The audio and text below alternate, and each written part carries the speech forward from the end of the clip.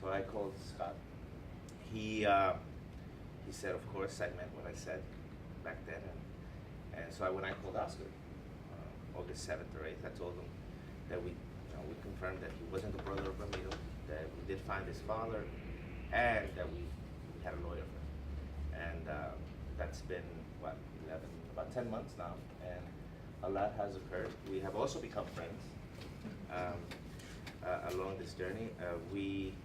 When I say we, I mean Aurelena Farfan, myself, brought Don Tranquilino to the United States on May 28th, where we were met by Scott, Oscar, and his family, and they met for the first time physically. They had only spoken through Skype in the past, and it's an incredible story, and we'll let Oscar speak of what this has meant for him in his life, and how everything is going to change, and how he's attempting to cope with it. I can't even begin to imagine what this means.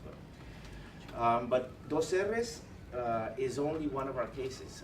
And the Dos R's, as you heard me say, that the case was originally exhumed in 1995. And you might correct me with this because I don't know the exact dates, but I think in 2009, the Inter-American Court, in one of its sentences, tells the state of Guatemala that they should re-exhume the bodies to try to identify them, because now there was new technology that could be used to identify them. The Guatemalan government did not have the capacity to do so.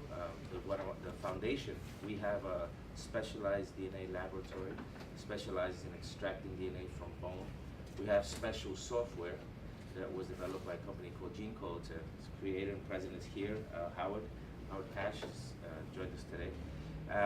And this software was developed for the identification of the victims of the World Trade Center. And GeneCodes donated a copy to Guatemala so we can conduct these comparisons. And it's as if the software was designed for such a complex situation as Guatemala. So the Guatemalan government came to us and asked us if we could go back, re-exhume the bodies in Dos R's, and try to identify the victims.